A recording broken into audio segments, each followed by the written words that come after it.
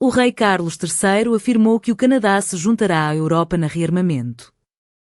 Assista ao inspirador discurso do trono do Rei Carlos III enquanto abre o Parlamento, enfatizando a unidade e o orgulho nacional. Honourable Senators, members of the House of Commons, it is with a deep sense of pride and pleasure that my wife and I join you here today as we witness Canadians coming together in a renewed sense of national pride, unity and hope.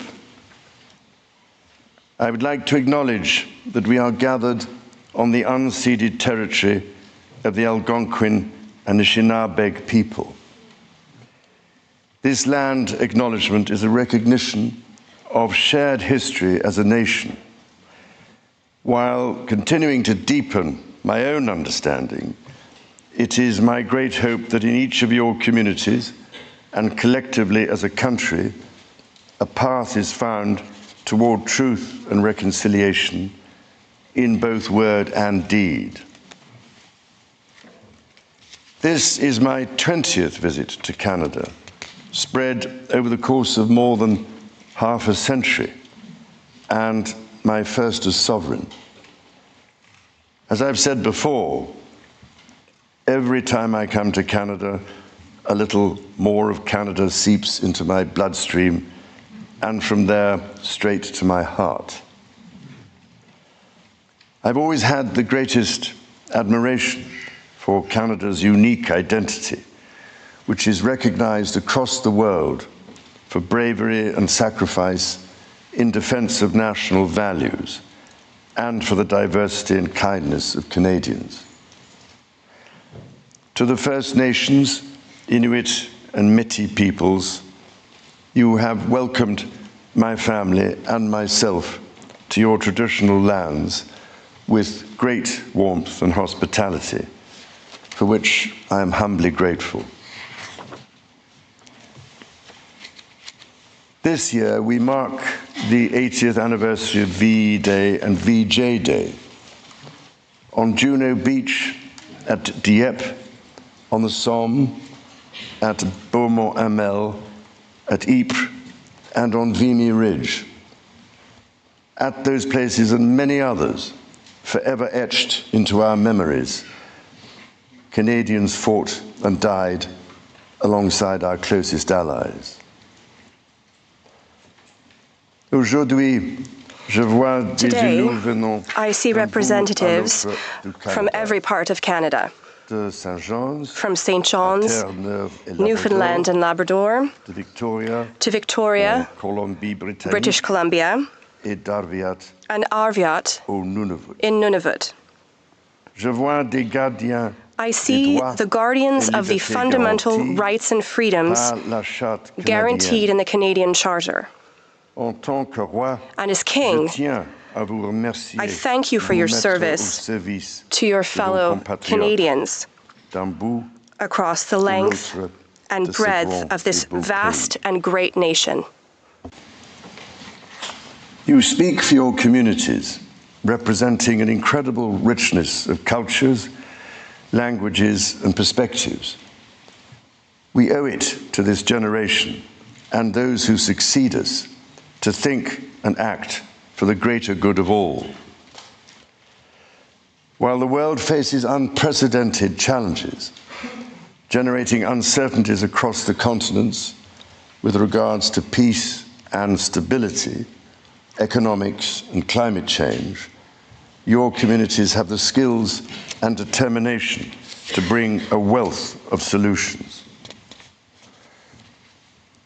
En encourageant la collaboration, by fostering collaboration and engaging in respectful, constructive debates, you will ensure this government is capable of bold and fair action to support Canadians. It has been nearly 70 years since the Sovereign first opened Parliament. In the time since, Canada has dramatically changed, repatriating its constitution, achieving full independence, and witnessing immense growth. Canada has embraced its British, French, and Indigenous roots and become a bold, ambitious, innovative country that is bilingual, truly multicultural, and committed to reconciliation. The Crown has for so long been a symbol of unity for Canada. It also represents stability and continuity from the past to the present. As it should, it stands proudly as a symbol of Canada today in all her richness and dynamism. When my dear late mother, Queen Elizabeth II, opened a new Canadian Parliament in 1957, the Second World War remained a fresh, painful memory. The Cold War was intensifying. Freedom and democracy were under threat. Canada was emerging as a growing economic power and a force for peace in the world. In the decades since, history has been punctuated by epoch-making events: the Vietnam War, the fall of the Berlin Wall, and the start of the War on Terror. Today, Canada faces another critical moment. Democracy, pluralism, the rule of law, self-determination, and freedom are values which Canadians hold dear, and ones which the government is determined to protect. The system of open global trade that, while not perfect, has helped to deliver prosperity for Canadians for decades, is changing. Canada's relationships with partners are also changing. Il nous faut confronter la réalité. We must be clear-eyed. The world is more dangerous and uncertain place than at any point since the Second World War. Canada is facing challenges that are unprecedented in our lifetimes. Many Canadians are feeling anxious and worried about the drastically changing world around them. Fundamental change is always unsettling. Yet this moment is also an incredible opportunity for renewal, an opportunity to think big and to act bigger, an opportunity for Canada to embark on the largest transformation of its economy since the Second World War.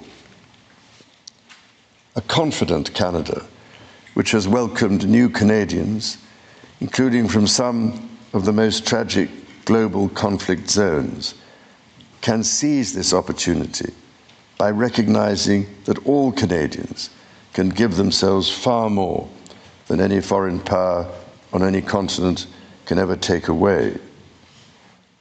And that by staying true to Canadian values, Canada can build new alliances and a new economy that serves all Canadians. The Prime Minister and the President of the United States, for example, have begun defining a new economic and security relationship between Canada and the United States, rooted in mutual respect and founded on common interests, to deliver transformational benefits for both sovereign nations. In parallel, the government is working to strengthen its relationships with reliable trading partners and allies around the world,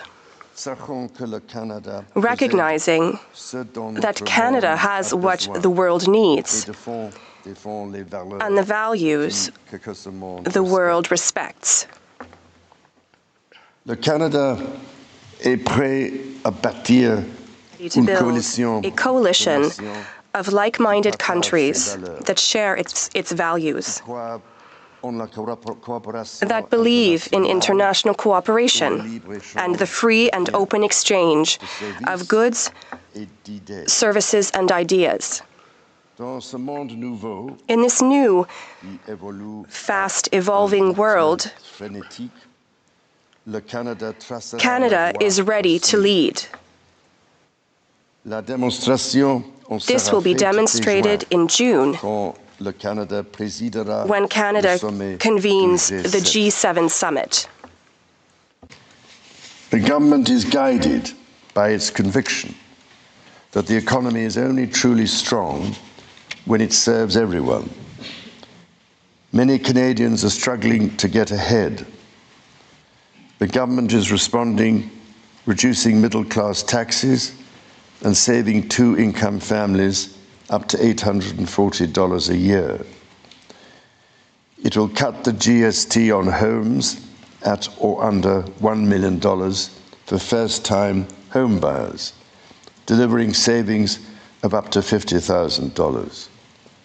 And it will lower the GST on homes between $1 million and $1.5 million. Le gouvernement assure.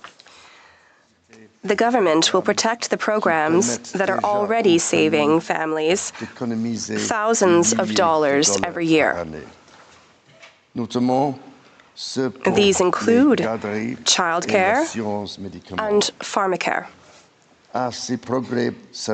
In addition to these, the government has recently expanded the Canadian Dental Care Plan to cover about 8 million Canadians, saving the average person more than $800 annually. The government's overarching goal, its core mission, is to build the strongest economy in the G7. That starts with creating one Canadian economy out of 13. Internal barriers to trade and labour mobility cost Canada as much as $200 billion each year. The government will introduce legislation to remove all remaining federal barriers to internal trade and labour mobility by Canada Day.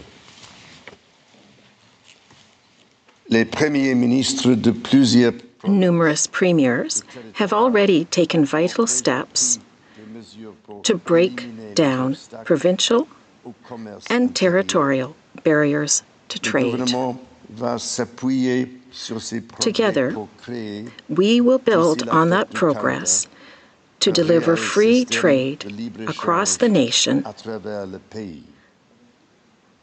This is critical to unlocking Canada's full economic potential, but it's not enough.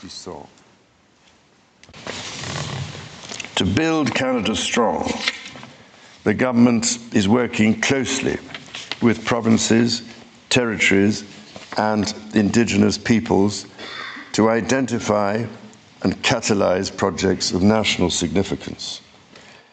Projects that will connect Canada, that will deepen Canada's ties with the world, and that will create high-paying jobs for generations. Given the pace of change and the scale of opportunities, speed is of the essence. Through the creation of a new major federal project office, the time needed to approve a project will be reduced from 5 years to 2, all while upholding Canada's world-leading environmental standards and its constitutional obligations to Indigenous peoples. The government will also strike cooperation agreements with every interested province and territory within 6 months to realise its goal